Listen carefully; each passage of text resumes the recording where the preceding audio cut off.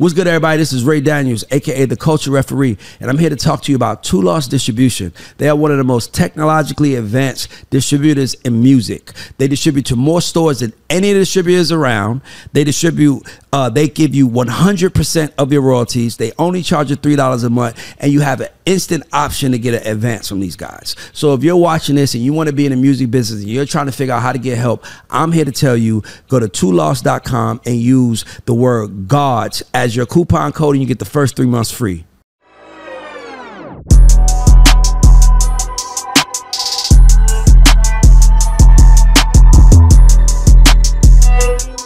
Peace and love, it's Rick the Negotiator. And this is Ray Daniels, aka the Culture Referee, and this is Artist Spotlight presented by Two Loss. Hey. And today we have a legendary MC who I met in 05 at Mix Your Power Summit. Seeing him here 19 years later, I just caught him on the Jordan Lucas tour, killing it. I just listened to his project, killing it, rap, supreme rap. And today we're gonna talk about his journey, how he got here, and what's the plan going forward. So everybody give it up for Grafh. Let's go. Clap, James. I'm fucking with you. Yeah, but I like to have fun. So Grafh, what's up, my brother? Chilling, man. Welcome to the show, man. I appreciate you, man. Appreciate you having me, word. So I was listening to the project and me having music ears, and Rick, you could weigh in. You are, if there was like, say if there's like rapper with zero, right? And zero might be the rapper that's just like A, B, C, 1, 2, 3, and then you have 100, and 100 is bars, like this nigga wants you to know he can rap. You are in the 100 percentile right now, my brother. So I wanted to ask you, like in this world of rappers, and by the way, I love doing these kind of conversations because there are so many people that have excuses. There's so many people out here who are like, man, if I just, or all I need is this, or the gang don't like this, or, and obviously bars haven't been the premier attribute to have in rap to be successful, right?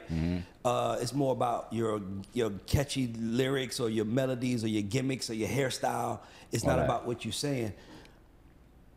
You've been in this 20 years at least, and you still have stayed true to the concept of being a real MC. You didn't chase. You didn't say, man, let me go make a hot in here. You never did that. You was like, I'm gonna be Grafh. I want to ask you, like, was that strategic, or was that stubbornness? Was it just like, what was it that made you that person that said, I'm dedicated to this? I just believe in being the most authentic you can, and I really care about the culture and the craft. Like, I really care about the shit. You know what I'm saying? Like, some people get into it as a hobby or something to do, or their friends is doing it, or they want the money. Like, I give a fuck about the culture. I just care about it. And I just take it from that point. And it's not even a matter of like not trying to make other kind of records that ain't quintessential hip hop. Because I feel as an MC, you're supposed to kill every goddamn beat. So a lot of records that I might make that I like that might not fit my fan base, sometimes I end up selling them. Like I've been ghostwriting for your favorite rapper for my whole fucking career.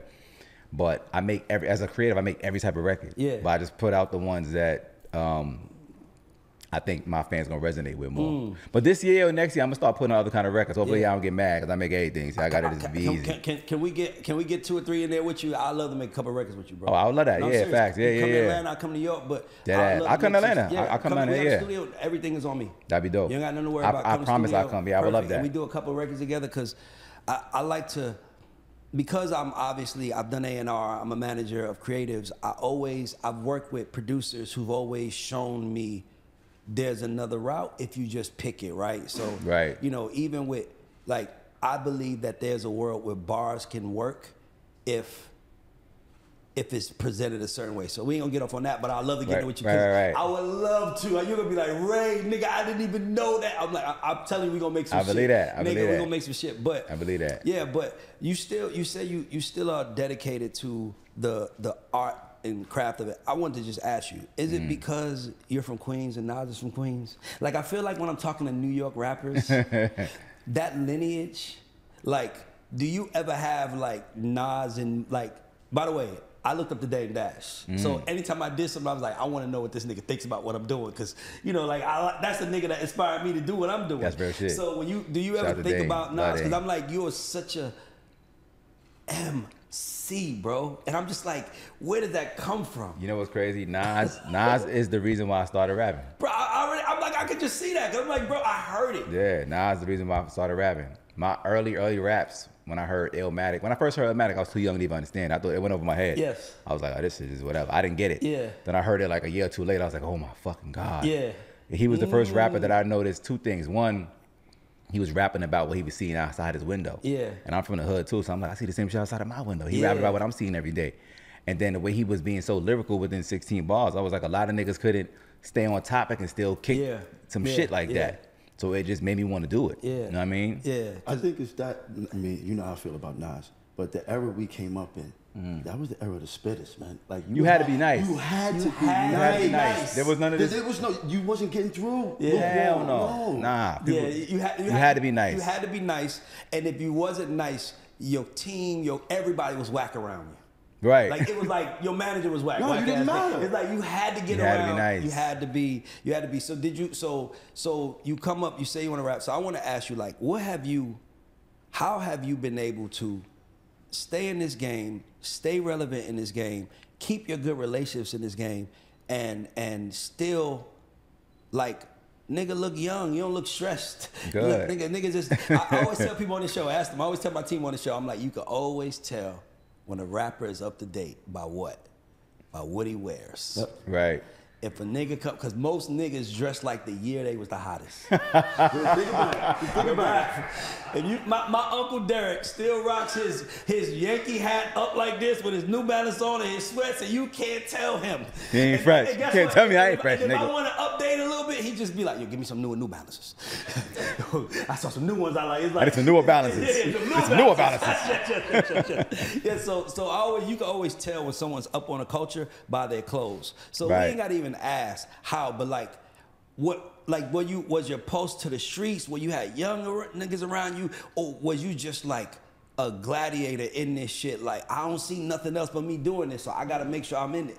It's a combination of all that. Keep it 100. Like one, I'm definitely like a gladiator in this go. My mentality is there's no losing. I feel like success is a choice. Yeah, you gotta wake up in the morning, but like I'm getting to it. Yep. That's it. You choose to be successful. That shit don't just happen. Yeah. I mean, it's a hint of good luck and God's blessing, but sure, timing, you gotta God's wake timing up. is that. God's timing. That's a fact. That's why I'm glad I'm talking to you, because we don't know. By the way, we all on God's timing. Yes. That's a all big of fact. us are. But sometimes we get impatient with that. It's like, Word. I've been impatient many a time. That's what I'm saying. But wait, let me answer what you're saying. Like, I think I've always been a part of the change in hip hop and a part of the street and a part of of where the game is always going, or ahead of the curve sometimes, because I'm an outside nigga. Like I'm outside. Like I love that. Rap. I wasn't the platinum rapper. All this jewelry and touring money wasn't coming from going platinum. That shit was coming from the block, nigga. Right. So I'm an outside dude for real, like an actual street dude that's in the community, for sure. doing shit to be successful. Like as a rapper, if you're not signed, you independent. If you don't have an investor behind you, a record deal, or a dope boy behind you, then nigga, you ain't gonna make it. Yeah. Because this shit is expensive. So when you are the motherfucking dope boy, you outside, nigga. You funding your own career. So it's You just gotta be. it's just recently that the music started generating the amount of income to actually push the artistry and push the machine. You know what I'm saying? So, but my whole career that y'all been seeing me do shit, we was outside, nigga. So we are part of the change because we probably making it happen. You know what I mean? So I always been outside from the OGs to the young dudes. I'm a Jamaica Queens dude. We just been outside. Yeah. So when you did this new project, I noticed that you got features from Meth, Talib. I was just looking at it. You got features from Melissa B, Rich, Vado, Dre Allen, Papoose, Freeway. That's the one I saw. I was like, ooh, he's smart. All Spanish, by the way. All of them. All rappers who hip hop at some point in time might have said it's over for them. But you didn't. You went and got them. To me, that's intent. Like, I love when someone is intentional about their audience, right? It's like, nigga, I ain't trying to go do a record with this 18-year-old kid from my block while he's saying some shit that I can't relate to just because I want to get hot. Nah, Right. I'm gonna stay hot with my people. Was that intentional? Like, did you like, how'd you go into this album making it like, what was the thought process? Those things are intentional. I gravitate to the artists that I feel are as authentic as me or offer as much to the culture as I desire to consume or care about. Like if you care about the culture the way I do, I'm tapped in. Somebody like Method Man, that's Wu-Tang. I'm raised on that shit. So I saw Meth in a at SOBs at a tribute to Sean Price, God bless him, and I performed. And he saw me perform at the same time. He was like, "Yo, your performance is incredible. I fuck with you." He was like, "That shit was dope." And I'm like, "Is Meth talking to me, giving me props?" Nigga. That shit blew me away. Let me tell you, man, when you was in fucking middle school, like, My nigga, I was like, "Oh shit, this Method Man giving me props." And niggas that was around, I was like, "Yo, Meth was really feeling your performance." He watching the shit like, "Yo, that was crazy." So he told me, he's like, "Yo, your breath control was crazy. The bars was crazy." I said, "Whatever you need, like I got you." I was like, "Say less, nigga.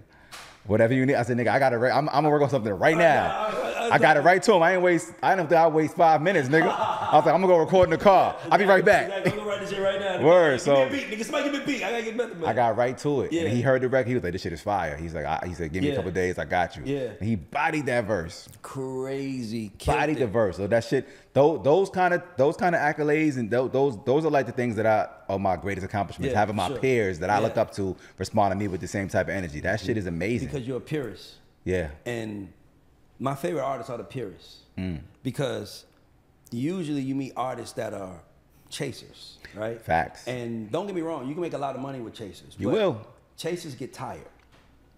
Chasers get tired of running. They get tired of trying. They get tired of everything. Like, they might have made 13 million and been like, man, I'm good. Right. I'm about to go start a candy shop. It's like, nigga, you was a rapper. Nah, nigga, I was just doing what I gotta do to get the money. Exactly. You're a purist, bro. And I love spotlighting purists.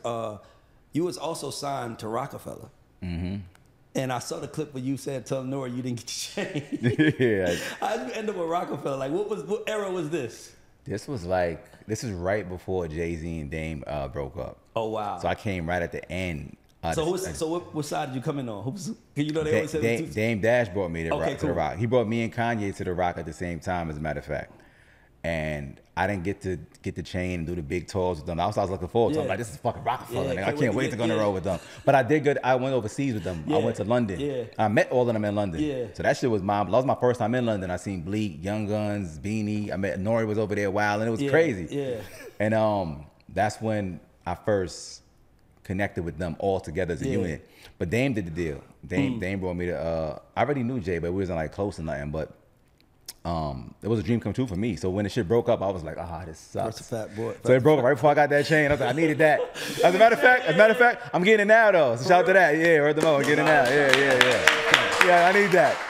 Just because, nigga, I need that. You know what I'm saying? They gotta give you the chain. Word, that's the homie. They gotta give you the chain. So like, did you have like put out a record, or you just got signed and was working and then I put out singles. I didn't get a whole project out there. I put out singles. How does that work in a split up, in a breakup for you at this moment? Like, do you get the call like your Rockefeller splitting up? Do you want to go with Dame or Jay, or do you get the call like Rockefeller splitting up? You got to go home. Like, how does that happen? We knew it was splitting up already because legally they tell you what's going on because they have to, because it's the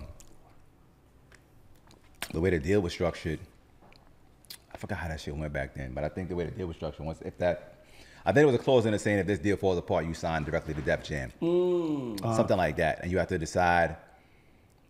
I think it was like a choice of where to go. Yeah. Because Kanye, even though Dame brought us both over there, Kanye chose to go with Jay. Yeah. I think we had an option, but I came up under Chaz Williams, man.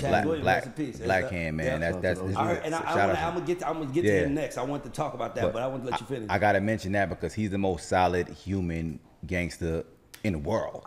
That's all I heard about him. Being raised by him since I was a youngin', I only think one way. You think very loyal. You think very militant. Like he's like a Black Panther gangster, bank robber, superhero of gangsters in the world. So, but he's based on such morals and principles that there's no option in my brain but to go make the loyal decision regardless of what it's going to benefit me financially.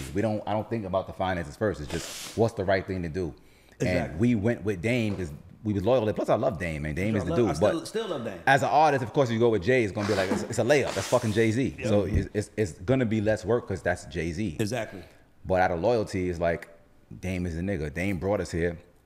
It was only right to go with Dame. It was never a thought in our mind to not go with Dame because that's how loyalty works. You know what I'm saying?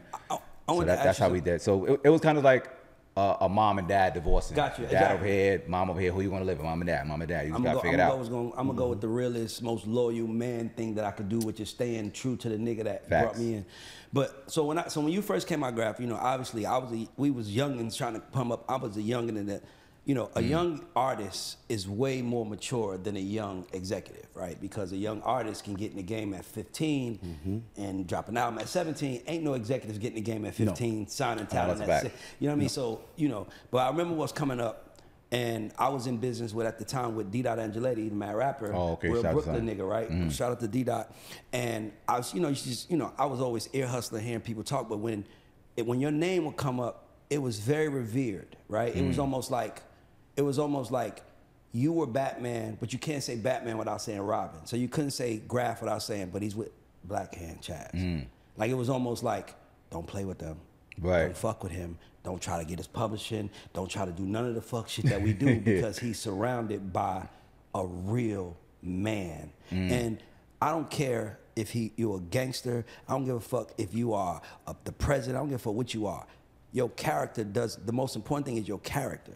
Because you could be a gangster and be a piece of shit. That's a fact. Or you could be a gangster and be a good person that's like, yo, this is my only option. This is like, Jay Prince has a famous saying where it's like, that's how they got to move, but this is how we do it. And you were surrounded by like a real man in a fake game. Like obviously what year did he pass away? 2019 or 2020, right before the pandemic. Okay, yeah, right before the pandemic. But I was actually in Paris when he passed. I had to fly back early because I wasn't trying to miss the funeral. I heard about that shit like on the road. Like, damn. So you was in business with someone like that. How do you move once you guys part and it's time for you to be your own man? Like, do you then say, I need someone to play the role of him, or do you then say, I'm gonna be him and be the leader? Because you came in as you basically came in as a loyal soldier, right? And it's like, and by the way, to a great general, right? But like at the moment that you and the general decide to split, do you want to be your own general or do you look for generals? Because it's like I always say, when Dame and Jay split, Jay kept the Dame. He just kept Jay Brown and Tata. He made them a combination. OG Juan, he made them a combination of Dame without the shit that he might not have wanted to deal with from Dame. But you, like, how did you move forward in the industry? Did you say, I'm gonna do it myself? Did you try to find other people to do it with? I decided to do it myself at that time. I took all the knowledge I learned from Chaz. Chaz is the most independent thinker. And even to this day, certain things I do, I'll be like, well, what Chaz do in the situation? Because I'll give you an example of how Chaz think. I don't care what you ask that man. He can know his decision. He can know what he's gonna tell you. He's gonna be like, I'll get back to you. He gonna make you wait.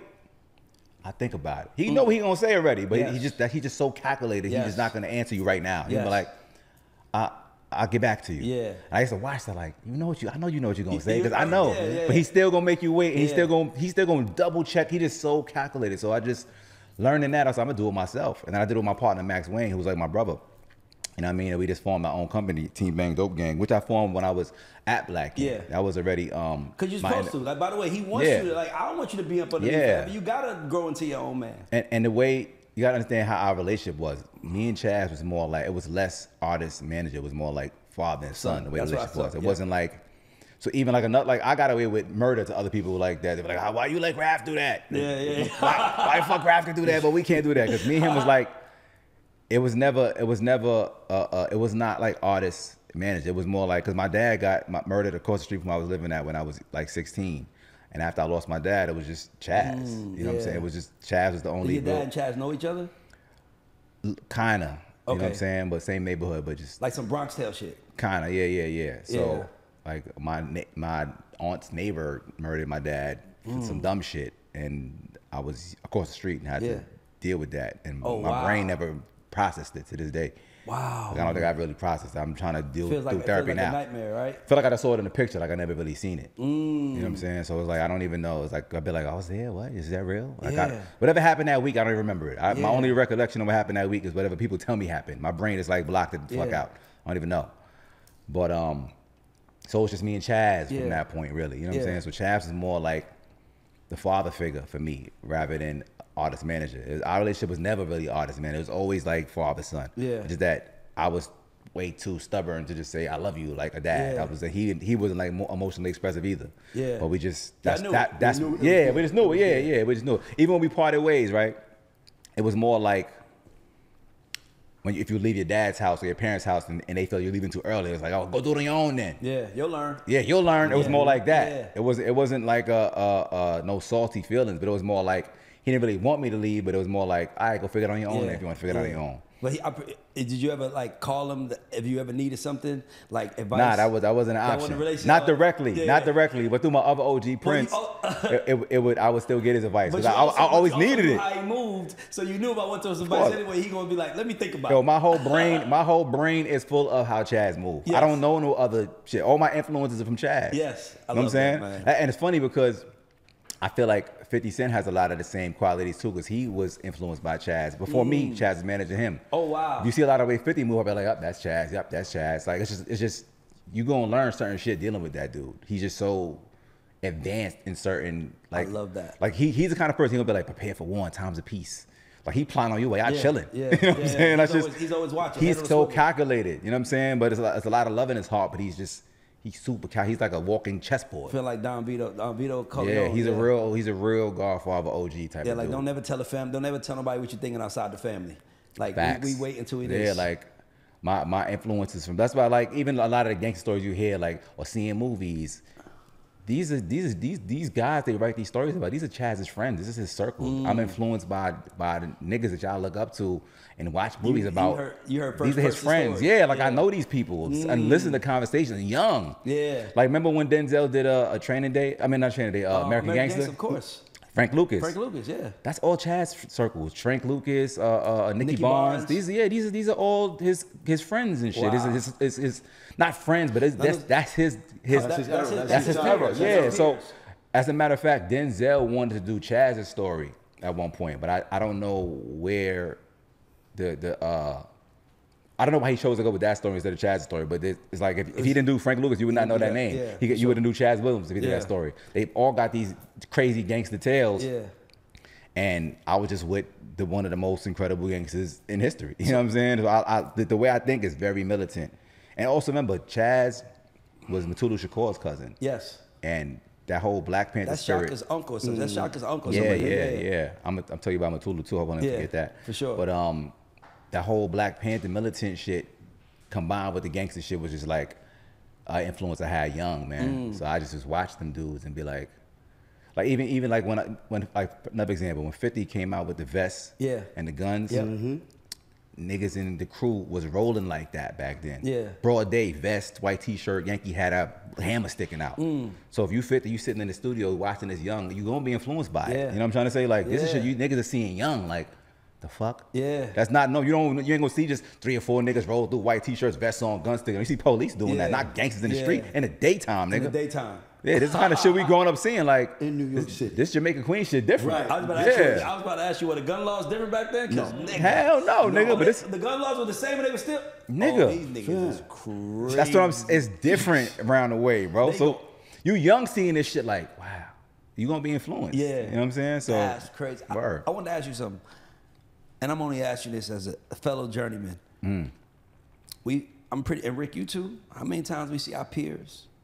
You run into them, you're like, man, what you doing now? Oh man, I'm working at Amazon record. You like, oh, you got, it's like, oh shit, you gave it up. You know what I'm saying? Like, yeah. did you ever think about giving up on the journey? And how did you react to that? And second, what was the motivation that keeps you here, still thriving, still killing it, still touring, still dropping albums, still doing everything in a world where, shit, after like 26, 27 in rap, nigga, they tell you, it's over. All right, talk to you later, man. You know, what made you say, nah? Like, what was it that drove you, your why? I guess there's a couple whys, but and I always feel like I have a theory. I would say why is the best question you could ever ask, because you can always ask why to any answer, and you keep asking why. But I was too determined. And the thing is that I love I would rap and make music for free. Yes. I'm passionate about it. I'm a true creative to the heart. Like when I wasn't doing music, I'm designing clothes, or I'm drawing on shit, or I'm painting on leather jackets. Like I'm a creative dude. Yeah.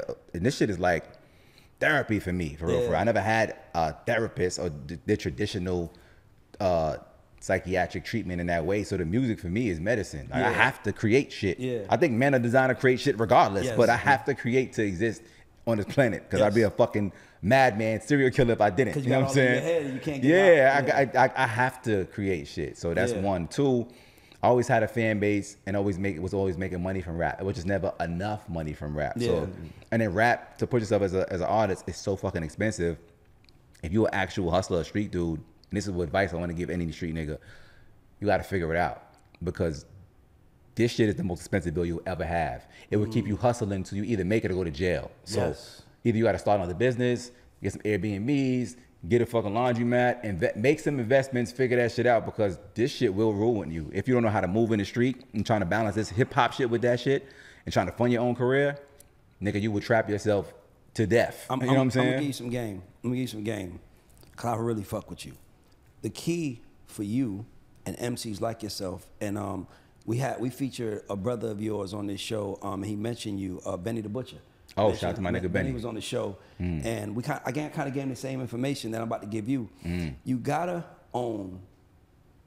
You have to own the space and you have to brand it. Like that's what Grafh needs to do, right? So let me say what I mean, right? So like you have your music career, right? So say if your music career is bringing you, and when I mean music career, I mean strictly speaking about you making records, right? Okay. Your music career brings you in this much, right? Okay, cool. But what can you stack on top of it that also represents the same thing, right? So you're known for bars, right?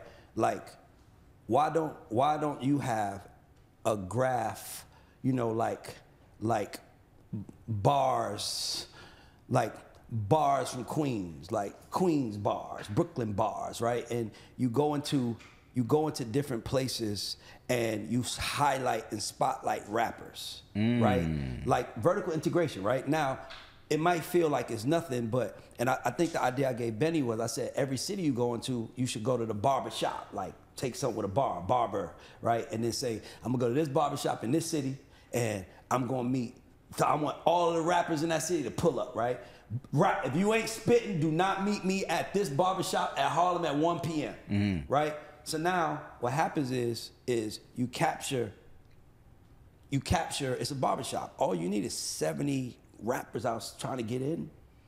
70 rappers in, 20, 30, 100 people show up, 30 rappers inside, 70 rappers try to get in, and you capture the pandemonium of like this. Everybody try to get in. Now it's like, why is everybody trying to get in? Who's everybody for? Who they for? Who they for? A guy named Grafh. Grafh is doing this thing. So now, obviously, you have your career, but now you just stacked another box on top of the box, right? So now, niggas is like, when are you doing that, right? Now and to go along with your brand, I hear you. Integration. So now what happens is now you turn that into a business. So now you're like, all right, cool. I do this Grafh with bars and barbershop and rappers across the city, and it might be Bar Olympics. We might do the Bar Olympics, where it's like, we're gonna do the Bar Olympics of Queens. Well, look, if Benny ain't taking, I'm gonna have to jack you with this idea, Benny. You might have to be dead on that one. No, I'm giving it to you. Oh, that's fresh one. Oh, okay. Because all it is, it's like watching TV shows and movies. Like we're watching it, the settings are always different, but the premise is the same. It's a character who's going through something, and at the end of the movie, we see that character prevail, right? That's what movies are, right? Right. So it's the same concept, but it could be the Bar Olympics presented by Grafh, right? Number one, you put it on your YouTube channel, right? So now your YouTube channel is not just for Grafh and him to say, here's my music video. Now your YouTube channel has other things that I can engage in that has nothing to do with your music per se, but everything to do with your brand. Right. So now so now you're like, go to my YouTube and watch this, and tell me who's the best, right? And guess what? Next, every city, I might pick a person that I put on my album. I might pick a person that, but by the way, Grafh, we still about the music right here. That ain't changing. Right. Now I'm just talking about another box, right? So now you're known for like the bar Olympics, right? So now niggas like Atlanta, the Bar Olympics is coming to Atlanta. Grafh is coming, nigga. Bro, let me tell you who the person I tell everybody to learn for, and I'm saying this with the utmost respect. Nick Cannon. Nick Cannon, no question, is he's an ill nigga. He's an ill nigga because, and I say this respectfully, he's not really at the... What's good, y'all? This is Ray Daniels, aka the Culture Referee, and I want to ask you: are you ever frustrated with uploading a video to YouTube and you get no views? I know I was when I first started. If you're a music artist and you have your own podcast or your content creator, look no further. Wham Promotions has gotten you covered. They specialize in high-end targeted YouTube campaigns that deliver real views, real subscribers, and most importantly, real growth. So if you're struggling with real organic YouTube growth, I'm here to tell you to go on Wham Promotions and use the promo code GODS and receive 20% when you check out. Tell them Ray sent you, you got 20% off. Let's go, guys. I'm looking to see you guys on the charts. Let's go. The top of anything that he's in as talent. Like, Nick Cannon has never been considered one of the greatest comedians ever. He's never been considered one of the greatest actors ever, one of the greatest rappers ever, but he's in all of it. He's in all of it, and not only is he in all of it, everybody who's at the top has to sit under him, because he branded something and he branded himself. He created, he's like, here's my career as an actor in this, but watch me throw this big ass box on it, now I got wilding out. So he's the inverse of most people. Like Jay-Z probably makes, well now he's probably making money is crazy, but I'm pretty sure Jay-Z, when Rockefeller and that early Rock Nation years, Jay-Z makes way more money than Rock Nation makes Jay-Z. No, I get you. He makes more money. You know what I'm saying? But I get it. I think he's the inverse. So Bar that's Olympics. a jewel. Yeah. So Bar Olympics. Yeah. So now, and guess what, nigga? You can start in Queens. You can just put on Instagram, I'm looking for the best rappers in Queens. Go to the hottest, go to a hot spot in Jamaica, Queens, or go to one of your homies. That I like the barbershop idea, keep it a buck. No, that's what I'm saying. Even if it's that, like, dog, this is, I do like the barbershop idea. It's 50 motherfucking people on YouTube who have millions of users every day on their Pop the Balloon show. It's 50 motherfuckers doing it. Right. It's not like one person made it up, but it's not like you can just own it, right? Right. So now you in there, so now you have 100 niggas showing up to the barbershop, capture everything. Now, like, as you see niggas trying to get in, man, I'm making fool. And it's like, they're all trying to get to you, which changes the perception of the viewer. So now the viewer sees you as like, he gotta be a big fucking deal. Cause look at all these people trying to get to him to show them what he could do, but they're not there for you. They're there for the Bar Olympics that you own. Right. You see what I'm trying to say? Yeah, so now you do like a battle, like 16, 32 bars, right? Or like something like that. Now who got the best 32? Go, let the crowd react. Everybody, oh shit, you in the middle of the whole shit.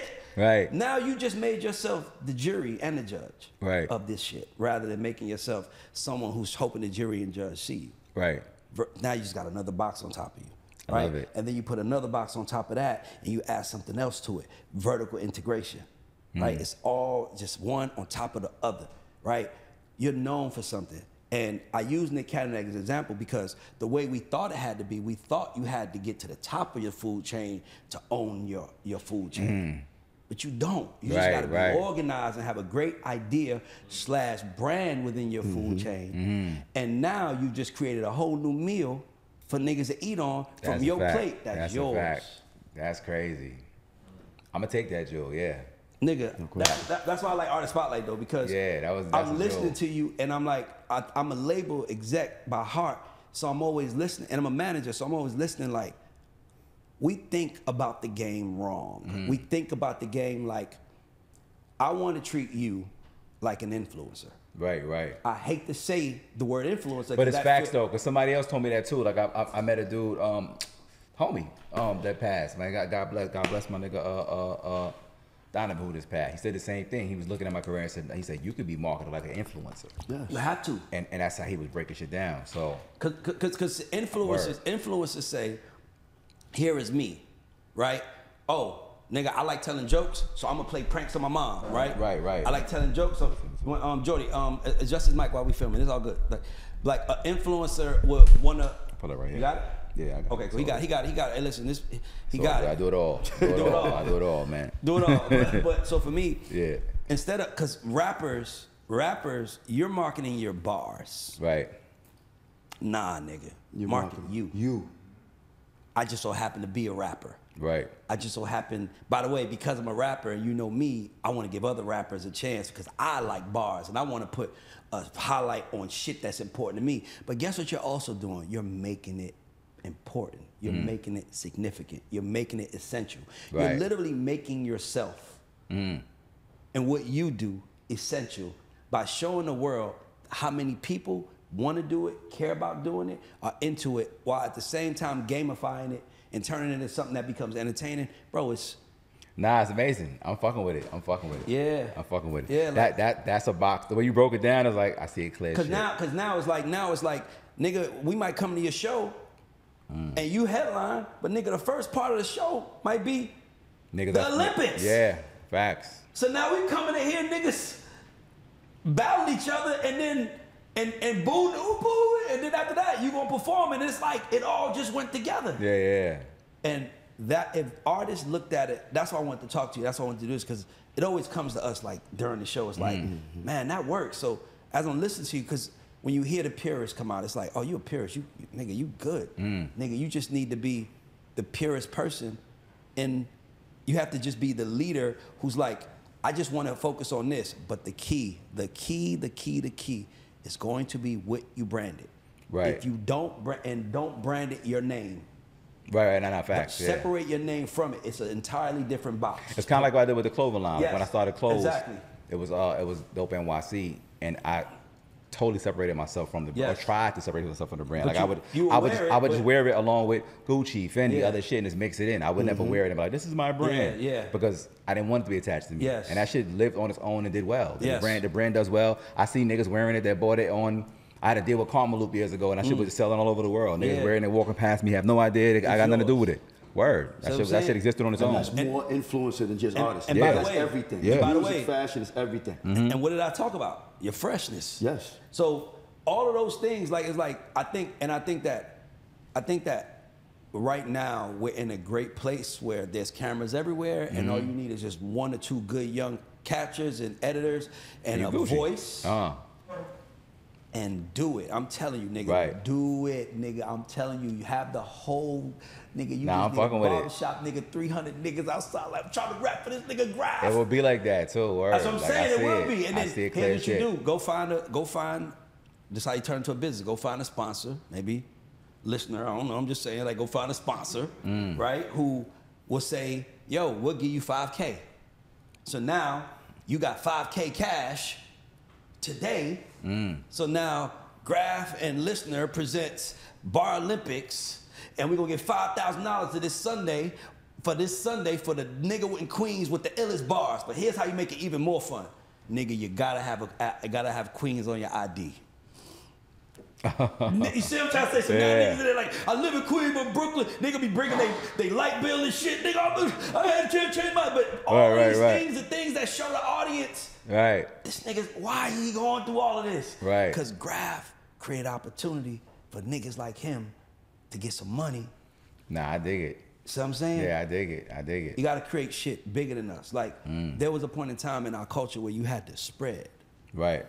But it's too many people now. So now when you try to go over here, nigga, it's lane is block over here. You kind of like just. I'm into it. So put a box on top. Then stand. Don't spread. Stand taller. Right. Stand taller. Well, I could talk about one box that I put on sure. top. Now, I created a course called Music Therapy that I implement into the school systems in New York City. So Fire. we're in like 9 or 10 schools right now. Where I actually come into the schools with the laptop, with the speakers, the microphone, and really teach kids how to create music, shoot videos, and express themselves. But the way we do it is from like an emotional standpoint. Like I come in here teaching how to express yourselves, making music, of course, song structure, making the songs you want to make, but really talking about what you're feeling. Yeah. You know, especially in New York City, sure. the drill music is prominent amongst this kids. generation now, and most of the drill music is just ops spinning the block and all that shit. So the first rule I say in my class is, look, in this course, all ops live. Ain't trying to hear that shit. Did you kill an op today? No. What'd you do today? You feeling some other shit today? Because no op died. Since before I got here this morning, all you had was lunch. All ops are alive, right? Like, yeah, I bet. We're gonna talk about something else. I'm like, I want to hear some pain, man. What you going through? Because these niggas be thinking about, you hear childhood trauma. It happens when you're a child. These niggas are going through real shit. So I come into class and really bond with these kids and get them to really express what they feel and what they going through. You know what I mean? Love that. So the music for me is therapy. So I call the course Music Therapy. And we ain't like mad schools. Any principals watching, get at me. I love to come to school and really influence the kids in this positive way. But what I will also tell you to do is turn that into a course. It's a course. Like on paper? Yeah. Sell it. Or like the visuals of it. No. No. Sell it. Sell the actual course. Actual your course. process of how you. Really work with the kids and bring it down. Yeah, we working on that. Yeah, we working on that. We were trying to find out how to sell it, whether we sell it to the actual school or to students. Make it available to everybody that follows you for now. Like it can be something as simple as it's a whole curriculum. Like right now by my man Careers, he's a educator out of Baltimore. So doing like 15, 20 years. So what I would do is I would take that, I would go to Hot 97 Power. I would do a radio run and talk about how I'm a rapper. Like you said, another box, drop records, been with street niggas, been all of this. But I know that these kids are being influenced, so I created therapy because I probably would be here if it wasn't for someone who snatched me up and said this. So now it becomes, there's the why, right? Now it's like, just go to graphmusictherapy.com, something like that, and download it. It could be, you could leave it for free. It could be $10. It could be this, but it's literally like selling albums. Right. That's an album of yours. That's no different than the album. You see what I'm trying to say? You just, like you said, because you give it away for free. By the way, commend you for that. Right. If I was you, that's what I would do. I would make it available to students.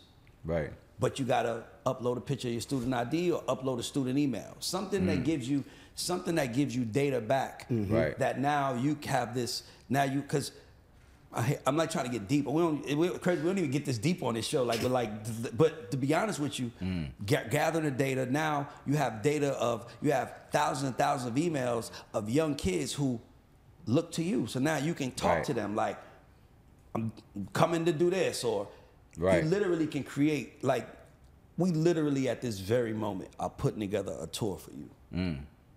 A headliner tour for you that has nothing to do with music. It's music, but nothing to do with someone headlining over you, taking you. Now, Graph's the headliner. Oh yeah, who else is gonna be there? The Bar Olympics. Who else is gonna be there? Oh, they doing music therapy. So it's like, it could be I'm coming to a city during the daytime. It's a workshop for the kids. Just bring the kids out. I want to do that. All right, cool. Now when I leave here, I'm there at 12 p.m. When I leave there, 6 p.m. Everybody know.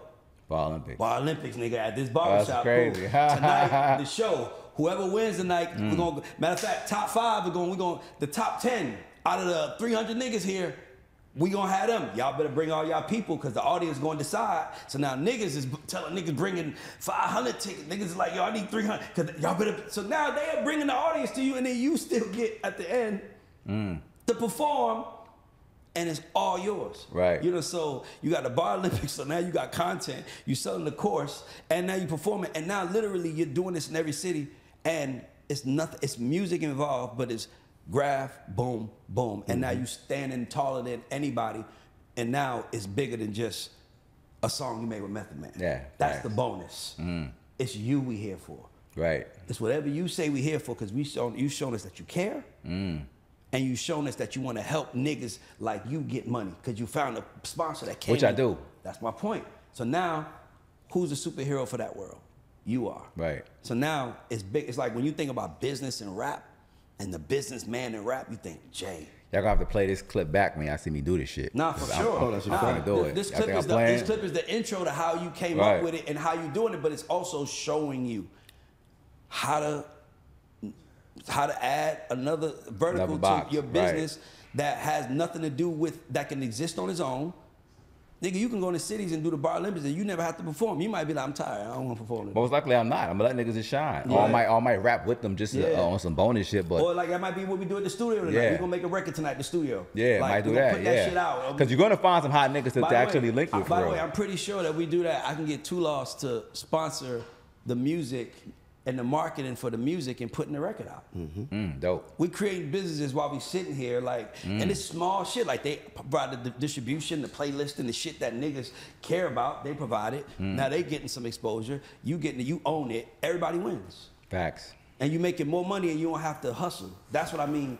That's why I think the way I'm doing this, because with our natural inclinations to go what we know. That's because someone's not telling us other things that we don't know that are like related to us. Like, that's a fact. You're like, damn, I could do that, nigga. I could do that tomorrow in Queens, nigga. Just put like, on Instagram. Like you know what's crazy? Or like on a simplified version of that. I mean, for sure. Back to the music part of it.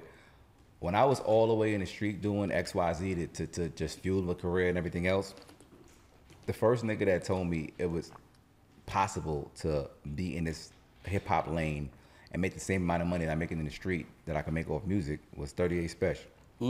That's why I fuck with the nigga. So I mean, he a good nigga, respond Sure. that. But and my nigga Influence, shout out to them too. They both was like, yo, if you put the same amount of time into rap in this lane that you're already in, rather than, because think about it, when you from New York, right, and you from my era, you thinking about, in order to make it in music, I had a hit record, I had a record on radio, record in the club, or I'm not gonna get booked and be on tour. Well, that's not really the fucking case. When you really have bars and you can spit, you're in this lane that I'm already in, where there's already an ecosystem here that I didn't understand the ecosystem in the underground or lyrical lane. Niggas is buying tickets, they buying merch, they buying vinyl. Like the record deals are structured different here. 80-20 splits, 90-10 if you get right distribution. Like you're making all your bag here. But it's like when you have the old school mentality of hits and radio and all this old shit, it's obsolete when you think about this lane. So when they actually told me, yo, you could really make the same amount of bread you making in the street with the music, I was like, how? Nigga? I didn't understand until they broke it down. I was like, oh shit. And then the first project I put out with that mindset was Oracle 3. And that shit took off. Just the existence of a Griselda period made fans want to hear bars again. It made underground, or I don't even want to say underground, that shit is kind of mainstream now. It made lyrical rap relevant again to the point where it's making fucking money. You know what I'm saying? Because I've always been lyrical, but was I making the money from it? Nah. Their existence allowed all my old catalog and my new shit to go skyrocket. So I appreciate everything them niggas did. Word to mother. They took it and made it mainstream. Like I remember the first time I think Rihanna met Conway, and she was like, I'm mad. He was like, why? She was like, because I've been hip to y'all. And everybody said, I think it's hip to y'all now. So it was like, it became cool to be down with culture and shit. So them niggas kind of helped this culture shit become cool again. And now that, because it's cool, it's financially beneficial. So once I started really dumping all my energy into this shit, into the music, the way I was playing outside, that shit started working out financially and for the fans, and the music was getting better because now my focus is in the studio. It was life-changing for me, you know what I'm trying to say? So like, I've been hustling since I was 15. I'm like 100% out the street now. Give it up for that. Like, that shit for me is one of my greatest accomplishments ever. I love that. I never thought I would have a life outside of just independent of being outside. I didn't see it from me. I'm like, how? In my brain, I'm like, to be a rapper costs thousands of dollars a month. House, kids. I got twins in fucking Howard now, nigga. Like, both of them. Like, I'm paying for that though. That shit ain't all just loans and financial aid. Like, that shit out of my pocket. So my brain, I'm like, out the street, how, nigga? What? You got a magic wand, nigga? What the fuck are you talking about? But really, like, the knowledge that I learned in these situations really allowed me to level up. And that's why I respect certain guys in this business. Niggas like Special, because a nigga will see you doing it the wrong way forever and never try to empower you at all. A nigga rather pay you to keep you stupid. A nigga will not feed you the information. That's how he eat. That's how right. He eat. Exactly. Right. A nigga will rather give you money to keep you uninformed, rather than give you the information that will allow you to drink water forever on your own. So when you meet certain niggas that's willing to help you advance with information, that's true power, man. That's real friendship. That's real love. That's real love. Yeah. I'm teaching you how to fish, man. Facts. Not giving you fish. Because some niggas go, nah, I'm gonna keep giving you this fish. And it looks like a blessing. You're like, oh, he gave me up. Nah, nigga, show me how to get it. That's the blessing. I want to learn. I want to fish. Yeah, I don't need that. Show me how to get it. So once a nigga show you how to fish for real, instead of watching you and keep, here, take this fish. I got some more fish for you.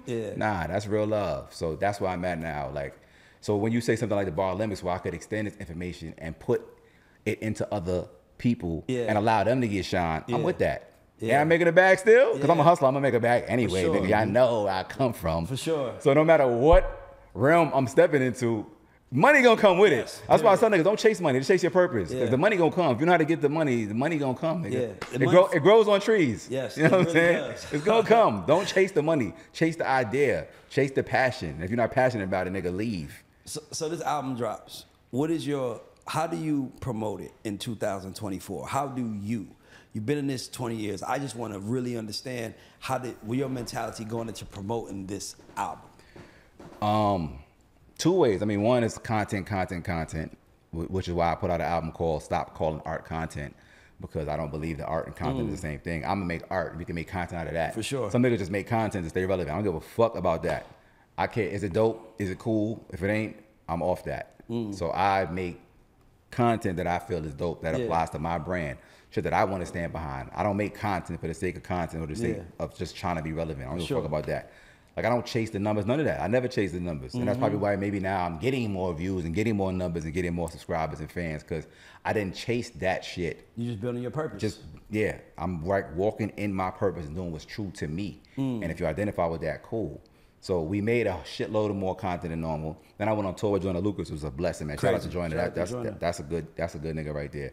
That tour was amazing. That was the biggest tour I've been on. Before those tours, I toured with Benny the Butcher twice. I did one domestic tour, one overseas. I toured Royce the 5'9" before. Like, I went on a couple of tours that were amazing as well.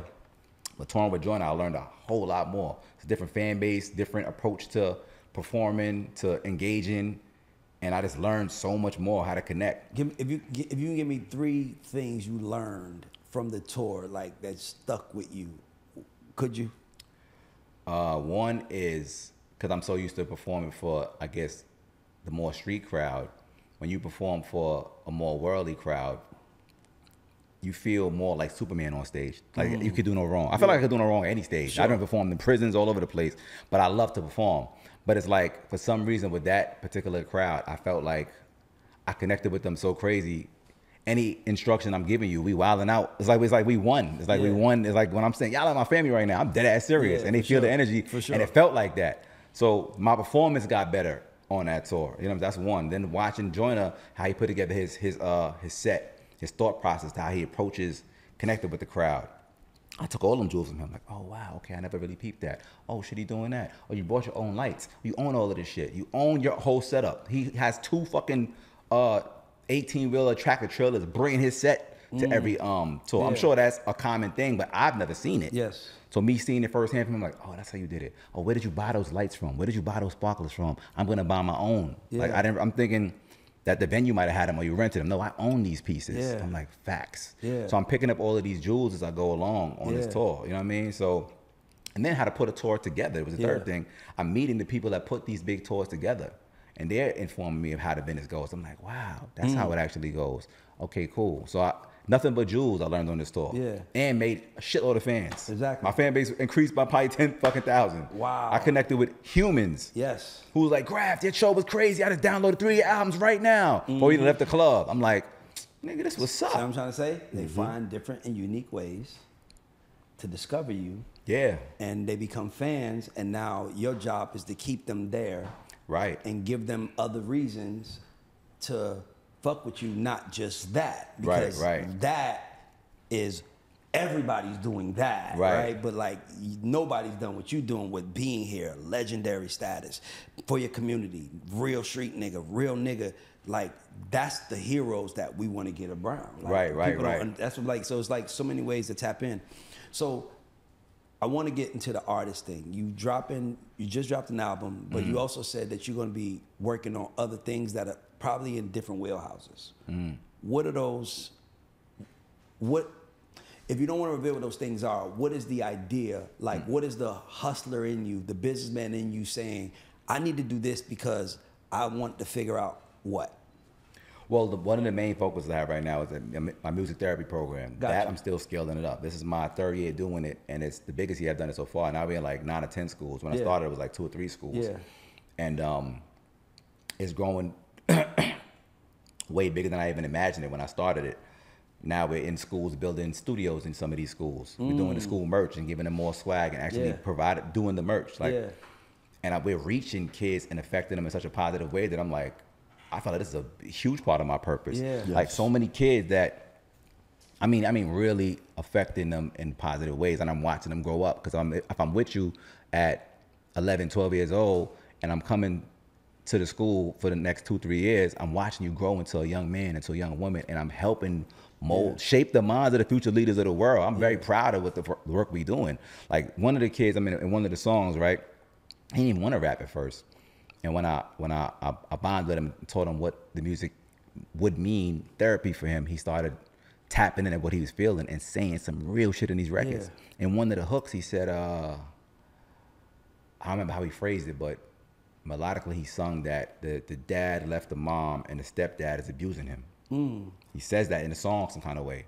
And then when the music gets that deep, I just bring it to the principal. Like, you might want to check this out, because I don't know where to go. I'm not an actual therapist. I don't know where to go from here. Right. But like, the truth comes out in the arts. These kids are really confessing their real feelings, and they're saying things they never said out loud in conversation. Because that's what just art does. It brings out your truth. That's crazy, bro. Another kid I connected with, I seen him. He was like kind of shy, standing off in the corner, and I know that standoffish shit. I know it because I was kind of like that. If I'm in a certain mood or I'm feeling away and I can't communicate, we don't know how to communicate our emotions. We just don't know how to express anger and shit. We don't learn how to express feelings. We do, but we don't know how to say, this is how I Facts. feel. Yeah. So when I seen him, I knew he was going through shit. So I sat and bonded with son. I'm like, he ain't want to write.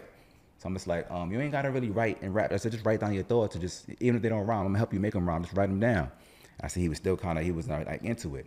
So now I'm breaking it down, and I'm like, look, music is therapy for me. When I was around your age, I saw across the street from me, I saw my dad get murdered. I didn't really know how to communicate that. So a lot of times the music helped for me. So when I said that, he looked up. He's like, really? He's like, how old were you when that happened? I was probably like 15, 16. He was like, wow, that happened to me too. I was like, when? He was like, last week. His father got murdered in front of his house like last week. He's 12 years old. And he was holding it. He never said it. Dealing with this shit. He's showing me pictures and all of that. She's like, he left me his dog, so all I got is the dog now. Just happened to him. You know what I'm saying? Like, I'm like, wow. I bond with Shorty like he's my son. Like, I feel when he walk by, I feel his energy. I'm like, you know what I mean? So he didn't want to rap, but he rapping now. Yeah, he's just talking and getting it out. You know what I mean? Another one of my courses, a young girl, she had just lost her dad. You know what I mean? And so when we came in there with the course, and she performed on the record, because she wasn't rapping, you know, they just want to tap in and do music, get their feelings out. She was venting so hard by it. She was talking to her dad on the song, crying, talking to him on the song. I said, just talk, give me poetry, just go ahead, let it all out. And she was like, this course is so important. I never thought I would be able to express this shit. You know what I'm saying? So I'd like to connect you with some people in Atlanta. Yeah. Get them in schools down Absolutely. there. It's important, bro. This is the first time I think I ever shed a tear on this show. Like, hearing that story about that little 12-year-old kid, that shit. Because that's how I felt. Like, I was like fighting tears. These kids, see, what we don't understand as adults, what we forget as adults, I'm not gonna say don't understand, is that kids are dealing with the same shit that we dealt with and we're dealing with today. And we, like, but it happened to us then and we dealing with it now. It's happening to them right now. Yes. That's what I'm in the middle of right now. It's getting into the mental health space and having a real strong impact, lasting impact on these youth, because they don't have to go through the same things. They have places and programs like that.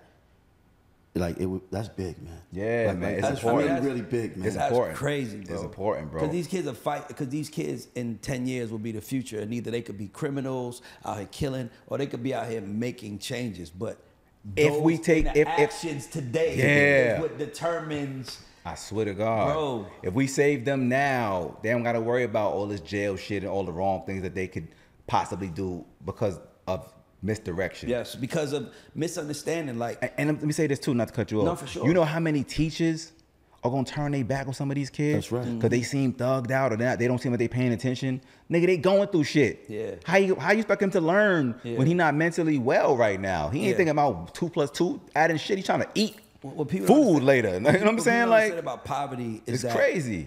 Poverty is not a lifestyle. It is a mentality. Facts. These kids are hearing like, you better be in this house 'cause I gotta get my fucking check. And they hearing like shit like that, and it's fucking their heads up. It's devaluing them. It's making them feel like I have no meaning or value to the world. No one cares about me, and it's only a few people that have the heart to like say, I'm not gonna be the victim. Right. You got to be conscious to say that. So, like, bro, fuck the music, fuck the Olympics. That's paramount right there. Yes. That's what's gonna have you win the Pulitzer Prize. That's what's gonna have you be a household name. That's what's gonna make you bigger than any rap song can make, because you're doing God's work. Right. And you're a street nigga doing it, which is even better. They relate to me because they know I come from it. They know you come from. That's what I'm saying. Like, as soon as that kid heard my father died, he was like, really? And he was so interested. Now he into he's it. like, somebody went through what I went through. Somebody can relate to me. Alone in what I went through. Right. He felt super alone. Yeah. I was like, nah, you're not alone. And ain't nobody out here alone. That's why. And to me, that's why. Even with the bars, with the musical therapy, with the music therapy, with everything you're doing, that's why it's so important, because it's community work. It's saying, I know you want to do this, so here's an opportunity to do this, but I'm gonna show you guys the right way to do this. Right.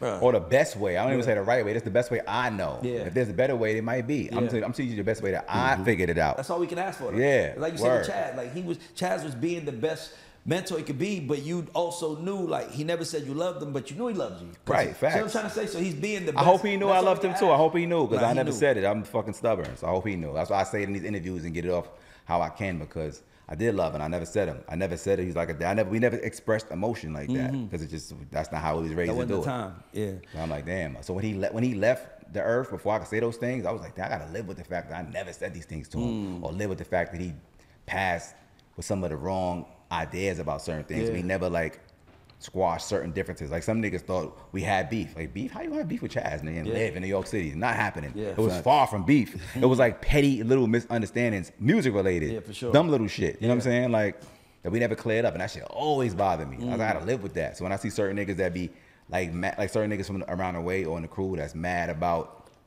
however they felt me and his relationship going, I don't even fuck what they feel, because I gotta live with the fact that that he left the earth not knowing the truth. That we didn't bond like that, and we just didn't bond or get over certain shit because I was stubborn. Yeah. And my man, like there was one time my homie my nigga Jude was on the phone with me and Chaz on the other line, and he like, why don't y'all niggas just talk? I just merged the call right now. We both been stuff. Now I'm good. Chaz like, nah, I'm good. He was like, nigga, y'all both the same. Yes. He's like, I could just press merge right now. Yes. I'm like, nah, I tell him I call him back. I call him back. Yeah. We're doing the same shit. Yeah. No, we want to talk to each other. Yeah. We just both doing the same. Because y'all don't want to stop y'all moment to face. It's like that's a man thing. It's like, I got work to do today. Right.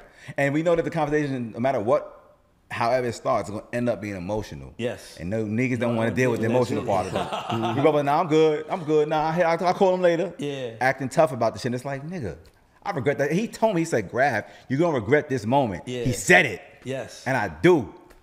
He said, you're going to regret this, man. Just fucking talk. It was like, nah, I'm going to call him back. I'm going to call him back. He on the other line, nigga. One button. Merge. Ever been this? Done. Yeah. We both playing stubborn. Yeah. A nigga. He passed away. I'm like, I was in Paris when he passed away. I had to fly back early and say fuck everything that was going on and went to that funeral. But you know, I was like, you know, I tell that shit everybody, killed me. you just kind of prove the point that I tell everybody. I say to anybody, and I'm saying this now, if you have beef with anybody in this world, and if they die, you're gonna go to their funeral to pay respects. Squash the beef right now. Yep. Right. I'm not saying be friends. I'm not saying. But like, love each if other, you would go to the but funeral, if you would if go you to would. their funeral to pay respects, then that means that you still have a love for that person. Right. Look, man, we ain't gotta be the best of friends. We gotta be cool, but just know. Squash it. That's some real shit. Yeah. That ass. That's Yeah. one lesson I learned, because I gotta live with that shit. That shit hurts. Yeah. I'm like, God damn, man, you really let that shit. And my nigga Jew was telling me, he's like, yo, he ain't gonna be here forever, man. You might want to say what you gotta say and just get it out the way. And I'm just like, nah, I'm gonna call him back. Like, I got time forever. Yeah. Like, we always think we got forever. You Yeah. fucking don't. Yeah. You know what I'm saying? Yeah, so I want to ask you. So word. go ahead, Rick. I thought you were about to say something. Okay, so 2 years. Give me the next. I want to focus on your musical journey, because I fucked with you before we sat down, and that's why I always tell people podcasts are important, because in what world do you get to sit down with someone for an hour or two, have a genuine conversation? Right. If there's not a camera here, because niggas be busy trying to, like, this is a great facts. conversation, but it's still marketing at the end of the day. Yeah, that's All right, true. so Yeah. Go ahead. That's fact. As an artist, do you feel you get more impact from like a radio marketing run or a podcast run now, especially in this climate? In this climate, I would say podcast run, because you get to really talk and get to really not only just connect with the person you're talking to, but with the audience. You're saying shit you never even said before. Yeah. Half the shit I said in this podcast, I never probably said out loud ever. Yeah. So y'all really getting to know me, and we saying Yeah. real shit, and we saying it in a platform that this is a real conversation we having, but we just Yeah. happen to be taping the shit. Exactly. And then by the You know way, what I'm saying? and by the way, it's evergreen. You have this shit forever. You might put the clip out of apologize to Chaz, and it's like, damn. It's just, to me, this is an opportunity to say what I want to say, and put it. If you want to hear everything I said, you can go to YouTube. But I can take this one clip, put it on my TikTok, my Instagram, my social platforms, and just say, this is where I'm at right now. And Right. there's no better tool than that, because it goes back to what I'm saying about the influencer. Like the rapper, like Cat Williams. I use Cat Williams. Cat Williams, his biggest special. And by the way, he's done some huge specials. Yes, yeah. His biggest special wasn't a special. Nope. It was an interview with Remember on that couch saying Shannon Sharp. It was funny as hell. It was entertaining as hell, and it broke the record for YouTube. He could have easily said, "Oh, I'm not doing that. I don't want to do this," but no, he understood that. Nigga, I'm just gonna talk my shit here on the camera, nigga. We having a conversation, Shannon put that shit out. 300 million views later, it's like, damn, how much money was made doing that? How many people? He probably gonna sign a $300 million deal. Just telling his truth. Just telling his truth. That's why I tell people. But my question to you is, I want to ask you about the next 2 years of your musical journey. Like, we just dropped an album. Like, for the people watching, to set the tone for what to expect from you going forward in, like, musically. Like, are we dropping an album every 6 months? Are we dropping, we're gonna work this album for 2 years? Like, I just want people to know, like, what's your plan for music? I think I am gonna try to continue to drop at least 2 albums a year. Because I don't time it sometimes. Maybe I should, but I make the music and y'all get it when it's fucking ready. But I'm gonna try to be more concise time-wise with it. But that's just how I do it. It's not that it's like this album was supposed to drop earlier than it did, and I wasn't ready to drop it. I said I'm gonna add more songs to it, tweak it a little bit. I think it came out like a fucking masterpiece, if you ask me. For sure. But that's me taking my time and curating it the way I heard it. But I'm gonna try to drop 2 albums a year. I'm also gonna put on my guys that I have under this company, Team Main Dope Gang. It's officially a label now, and I'm gonna sign artists and give them opportunities to have a shot at making it and make money. Especially now that I understand how to actually make money in the lane I'm in. For sure. I can provide that opportunity to others. Oh, we gonna do that. For sure. You know what I'm saying? Like, especially my guys that I want to get out the street for real. What? I feel like this is a blessing because I couldn't effectively change their lives monetarily with the music business the way it was structured all these other years. But now that I can, I'm like, oh no, I'm putting niggas on. So you said the bar limits is another thing. I was like, oh, I'm doing that. I'm a big believer in, if you got the ladder, put that shit down. If you ever need me to show up at like the championship, we'll come. The championship come. Yeah, we're gonna need that. This y'all niggas idea. We're gonna need that. That's hard. It's for the world. I just gotta ask you something. I'm like, because Queens runs deep. Racks. Give me your top 5 MCs. No, I don't want to say that. Top 5 most important figures in Queens history. Your top 5. My top 5. I'm about to say figures. I didn't say rappers. It could be anybody. Oh, figures. It could be figures. That changes a little bit. Because it runs so deep. Well, I mean, I probably have to give it more thought, but on top of my head, Nas gonna be at the top of the food chain. Okay. For what he did for music and me personally, music-wise, this is my favorite guy. So Nas gonna be the first one. I'm gonna have Prodigy up there too. Prodigy's in my top 5. Okay. He affected Mobb Deep, period, but Prodigy specifically as an MC and what he brought to the game, he affected my style Prodigy as well. said the lyric, no matter how much money I get, I'm never leaving the project. That was him that said it, right? Was it Habit? That was Habit. Okay, cool. All right, cool. But Prodigy says, I break bread. Like, he just said so many ill things in rap. If you listen to my music, a lot of his lines is in my music, dripped in there. Like, a lot of his influence is in a lot of my records. Like, one of the, I throw a TV at you, crazy. It's in the hook. Like, so Prodigy up in there. That's two. LL Cool J for sure. Shout out to the GOAT. Yeah, that's the GOAT. You can't mention Queens without talking about. You know what I mean? I'm put 50 Cent in there. I like this list. 50 too influential to not mention that man. You know what I'm saying? And niggas that we had beat, I had no problem with 50. I'm still a fan of G Unit. For sure. Despite all the fucking rumors I hear in the hood, Black Hand, G Unit. Nah, them niggas too instrumental. They too influential for Queens. Yes. I put 50 in there. G Unit period, but definitely 50 created that. So I mentioned Son. And then so we got if it's not Nas. Prodigy, 50, LL.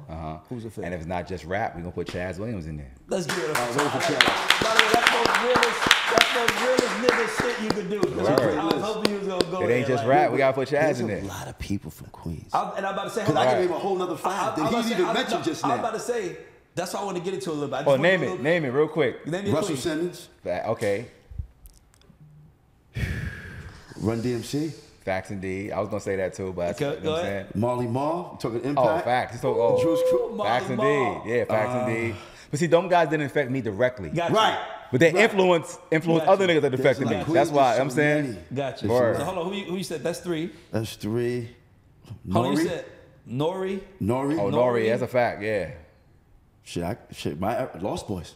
Ooh. They down the block from me too. Right, I'm about to say that's your Lost Boys too. I'm gonna try to get my that's 5 too bad. queens. I'm gonna try to get my 5. I don't have the connection, but from the outside looking in, I'm gonna say Russell. Yes. Yeah, you gotta mention Russ.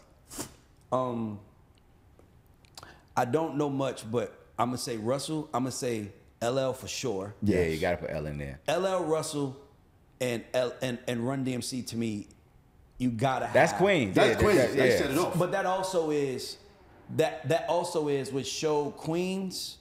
To me, it was hip hop was New York, the Bronx. We give everybody that. But Queens brought the get the money. Yeah. Russell, The Run. swag shit, the money shit, all that. That's Queens. So Russell, Run DMC, LL, 50 Cent.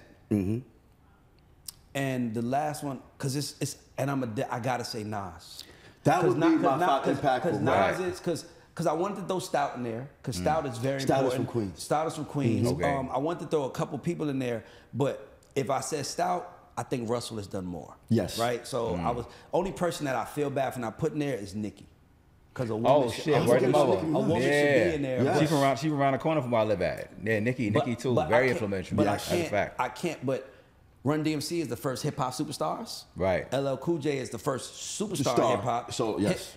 Russell is the orchestrator of hip hop as it is right now.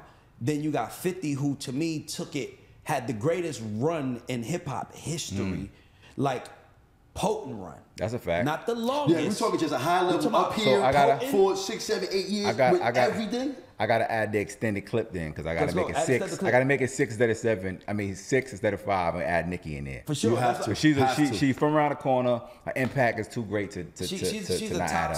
She's the So top we're gonna make it top female 6. rapper We gotta to add me Nicki of all Minaj in time. there. That's why I Yeah. wanted to give Nicki. But like, and then Nas. Nas is probably the greatest. I think he's the greatest lyricist of all time. Nas. So I always say this. I always say 1994 is the most important year in hip hop history.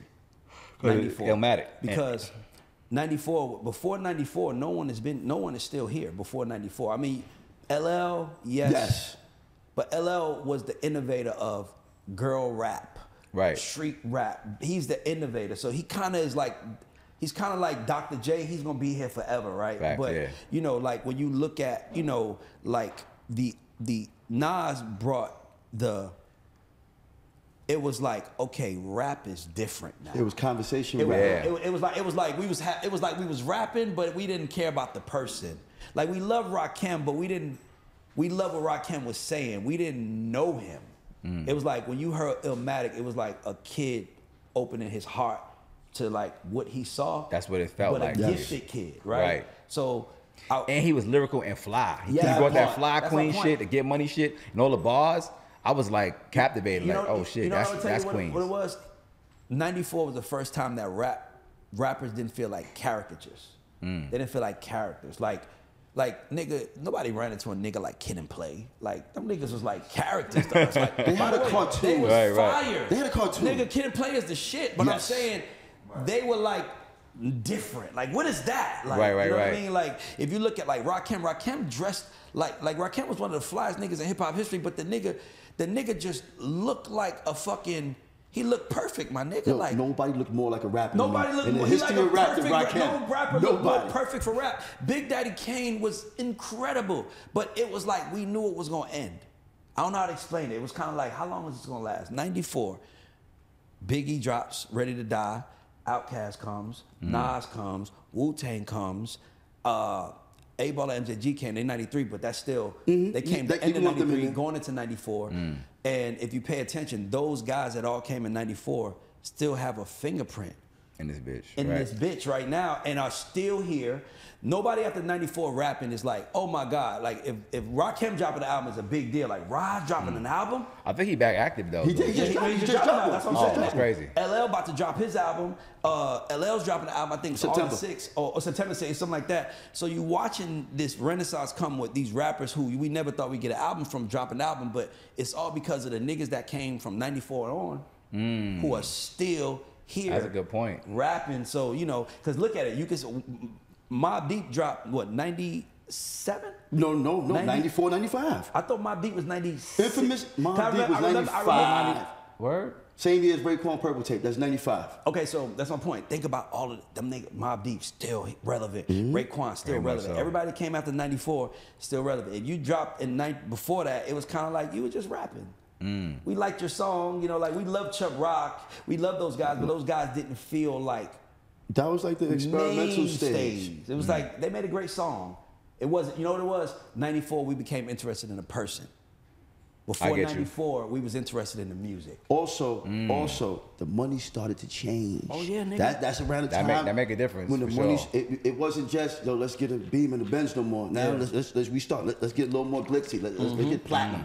You know what I'm saying? It started, so it started to change. Yeah. And we started to get into more of that, the glamour of this, and then you enter everything Am I else. being honest with you? Queens had a major role in that. Yes. Yeah, I agree. Queens, niggas, Queen, like Nas, like he had a major role in that. So I got to give it to you. I want to ask you the last thing. Who has the most superstars? What, Burrow? Burrow. What borough has created the most stars and superstars? And I don't want to say in rap. I want to say the borough period, because the Bronx is not going to let you take J-Lo out the equation. Crazy. Well, look. J-Lo's our superstar. You can't let Well, look here, man. And this is thoughtless. I'm a Queens nigga. I'm going my borough no matter what the fuck question you ask me. Don't ask me nothing. Don't ask me nothing. Queens, nigga. Next question. It's hard to disagree because all the other boroughs, even Brooklyn got some big. Brooklyn got a lot of stars. Jay, come on. Like, we already know what it is. You talking about this? You talking about Nas, Russell, LL. Dude. It's a lot. Man, why didn't I'm sorry, I gotta ask you this. Why didn't one entrepreneur, businessman from Queens find a way to get McDowell's? Ooh. Like, why wouldn't one nigga be like, cause see, I said it, everybody laugh, we all know what it is. One nigga, I'm just thinking, like, if I'm Queens, I'm opening on, wasn't it on like Jamaica, wasn't it on like Jamaica Boulevard or something like that? Surfing Boulevard. Yeah. Surfing Boulevard. I'm like, dog, why didn't Damn, I remember that nobody from the movie, go too. open up a McDowell's That should have been and crazy. sell Big Mix? You know what I'm saying? Big Mix. Here's the crazy thing. We got the Big Mac. I'm not sure. Son, what is, I don't know why. Nobody thought about that. Here's the crazy. They did it in LA. I want to say 2-3 years McDowell's? ago. It was a pop-up. It was a pop. Even if it's You a remember? pop-up. No, it was a pop-up. Line was down the block and around the corner. Just came Word? next. It was crazy. So that's funny when you said that. It was just like, yo, they really did this, and the response was incredible. So I just think about it. Like actual McDowell's? They built like they basically changed the whole into McDowell's, the branding, everything, the rapping on the food, everything. The Wow. whole Somebody did do that in recently. LA, they did it in LA. Like maybe like Oh, in a few LA. months ago. Yeah, it was like 2 years ago. I gotta Google that. I ain't even But peeped that's what I'm that. saying. But like, I That's always wondered, interesting like, as fuck. why didn't no hustler from Queens open a That McDowell's? would have been crazy. I would have went to Eddie Murphy and said, bro, let me just give you 5% of this shit. You ain't got to give The you Bar Fest live at McDowell's. McDowell's On Sufton Boulevard, Niggas Sufton in and there on Linden. that Big Mix. Live. We already know what the uniform look like. Everything. We already know what the uniform look like. We The already Big know all Mick that is shit. hilarious. Big Bro. Nick is hilarious. Bro, I just had to throw that in the air because I feel like I'm Word, talking to a word. I ain't hustler mad. I ain't that mad. Gets it, and I'm like, I might have to maybe do you that. gonna do it, or hustlers do it. But I'm like, if there a McDowell's will might have to do right that. now in Queens, and by the way, McDonald's is gonna come. But we don't give a fuck. I wonder what that lawsuit gonna look like if you take No, any but hours. my thing is- Because I'm assuming that that show or that franchise owns that name, no? That's what I'm saying. But like, Maybe that's why. Maybe you can't. I'm saying, like, you know, it's a phone call away. You know, Yeah, just call fact. out. Yeah, you're right. You're right. By the way, Deals could by be the way, made. You can license it. You can license it. Word. And just do it as a 3-day pop-up where you selling your album or you doing something for you. That's how you and then do it. have, Tie it some, on. Word. have somebody make a fake Big Mick. Like, let me tell you something. T.I. has a business in Atlanta called the Trap Museum. That was just a pop-up for his Dime album. It was supposed to be a 3-day pop-up. And And now I don't mean to put a business on the street, but I heard they making over $100,000 a weekend from that business. That was just a pop-up as a dedication to 10 years of trap, 10 albums of trap music, and let's do a trap museum and celebrate the kings of trap. And it's a whole business now. Have lines around the corner. It was a Wow. pop-up. That's crazy. Hustler shit. Hustler I'm shit. into it, nigga. I'm into it. Nigga, that's hustler shit, nigga. But you know what I would do it? Let me tell you how I would do it. I would shoot a music video at McDowell's. Yep. Almost wasn't even on it, so you good. That's what I'm saying. Like I would shoot a music. That's what I'm saying. I would shoot a music video at McDowell's, and then like how Future and 21 Savage did when they did the Life Is Good with Drake when they With had Drake. it. I would do something like that, but like at a McDonald's, but sell food. Word. I need a Big Mick. I need a Big Mick. I need a big. Hey, mind you, what he said, they have sesame seeds. We don't have sesame seeds. We don't have sesame seeds. That's Right. He already told you everything, bro. What we doing? That's the go. What the fuck? I'm trying to tell you that shit will shut Nah, it's a fact. Queens down. It was on Linden and what? You remember? I think it was Lyndon. No, Jack Daniels always like, that was on my block. It was like, I know exactly where it was. It was like, so I'm like, bro, McDowell's. I'm trying to tell you, bro. I'm fucking with you. I'm fucking with you. Because when people don't understand, I always say, I know I'm like, we done. But I'm like, what people don't understand, I always like them think about is, you got to think about the fact that there are things that are in our culture that are fake, but still when people hear it, they react. That tells me there's an opportunity there. Facts. There's an opportunity to create that. So you're like a marketing genius for certain shit. I'm a creative. But as soon as you hear shit like, and this nigga comes with fucking home after playing. You know what it is? You know what it is? I'm a guy. That's dope though. That's a talent. That's a gift. I think a lot. So I'm always a guy that I hear shit and I'm like, why the fuck didn't I think of that? Right. Damn, that's a good idea. So I'm always thinking like, I'm a Virgo. Our whole mentality is, like Virgos have a famous saying like, I see what you did, but let me show you how to make it better. Like Virgos are very like, thought about like, how can you take something and perfect it, make it this? But I'm like, when I think Queens, mind you, I have Jack Dans around me every day, and Jack will not let you not acknowledge Queens. And mind you, nigga, I love where I'm from, man, but it's like, it's deep. Nigga, we've done a Queens Day show on this show where we had like 9 niggas from Queens fly in and talk about Queens. Cause he talks about Queens so much, it's like, man, I need to just get this nigga. I gave him the shit. He sat in my seat and they was, who was the biggest? Rockwaller came, all these Superstar Jay came, all these guys came in, Flight came, all these guys came in. So when I think about that, I'm like, how can you can go anywhere in the world and say, I'm from Queens, and people are gonna be like, what? And it's gonna be a connection there. Then what is Queens connected to that you can give to the world that makes the money? That's how I think. Word. You know what I'm trying to say? Like, nigga, how can I take Queens to Atlanta right now? A McDowell's.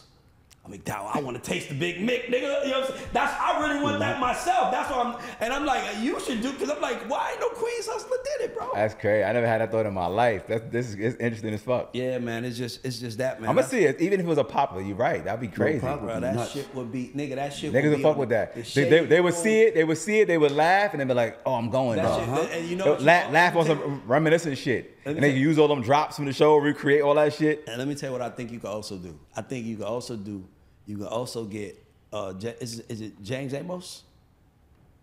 James Amos that played the father? That played the father. Right. You can get him.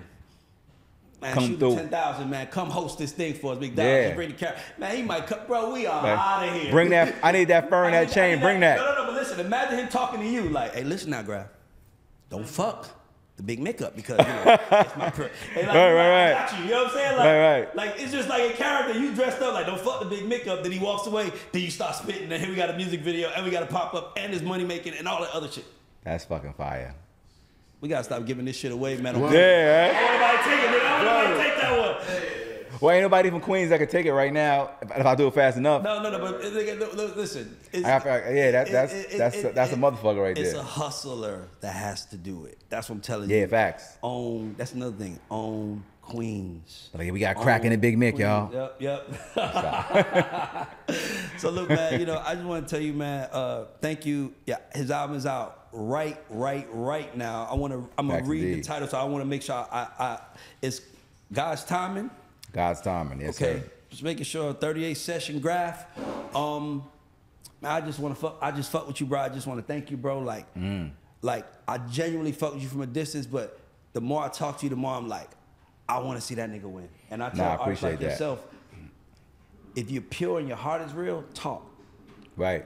Because that message will get to the people and they'll tap in. They'll get it. They'll get it because they hear how much you care about it. And when you have someone else care so much, you definitely want to care. Because like, damn. That's real. That dude really cares like about that. Like in the way that no one else does. So for me, it's like, I just want to see you keep winning. Bar anything you doing that you want us that, we are with you. Facts, us man. As a media friend, media facts. partner, media family, media everything, bro. Because the goal is to see you win at the highest level And hopefully this show was a slight spark in that. Nah, you gave me so many jewels in this shit, man.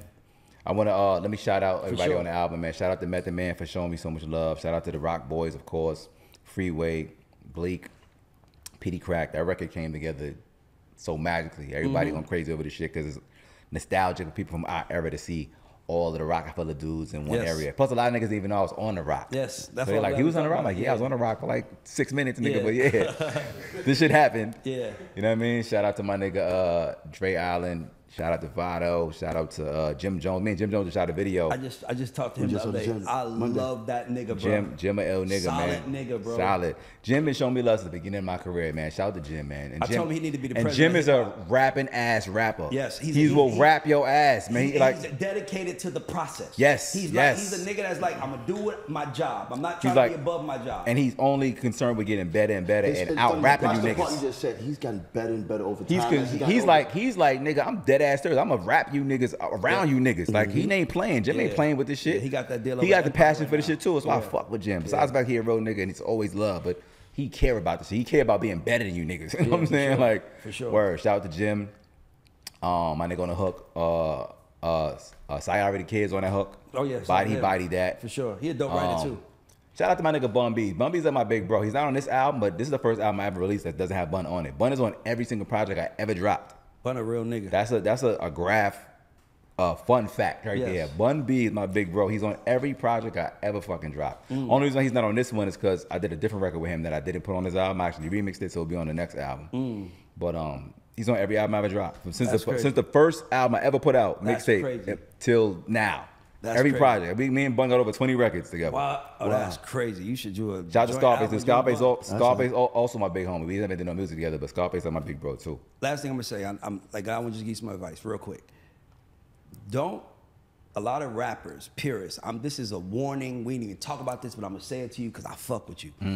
Don't get so caught up in the grand OCO of an album that you forget that you can do something in a week, making an album, almost like a time capsule. So what I mean by that is like it could be like you and Bun, right? You got 20 songs with Bun. It's like you and Bun dropping a record called Queens, Texas, or some shit like that, right? Now, it might not. It's only for people who want to hear that, right? But it's there, right? Like I always tell artists, like create moments, right? So it might be like album from Queens Day, like Flex did Live on Lennox, right? Like didn't he do like Live on Lennox or something? Who did that album? Like Flex had a live album. No, Live on Lennox? Somebody had a live album, but what I'm saying is, my mind is all over the place. But what I'm trying to say is that I don't want to get lost in it. What I'm trying to say is that you can do like a Queens album, just for Queens. Like it ain't got to be grand. It could just be you, and I'm gonna go to. You from Southside Jamaica, Queens, right? Yeah, Jamaica, so you might go to a nigga from Baisley. You might go to a nigga from Queensbridge, and it's just who's the hottest MC. And now you just dropped the album like, nigga. Queens get the money. Queens get the money. Like that's just the album. By the way, it might only be in Queens, but nigga, these are things that you stack on top. And mind you, it might be a classic, but it doesn't have to be because you just told us what it was. Right. You trying to do something different for your city. Intent. I always tell rappers, don't ever get caught on that. Because you might come to ATL and hang out with me for 4 days, right? It might be like 4 days in ATL. Here's a 6-song project I did. Like, damn, like what? So now we know it was done in 4 days. We got content gathering what you did in 4 days. And now people are seeing it. And that's just a moment in time. I like that.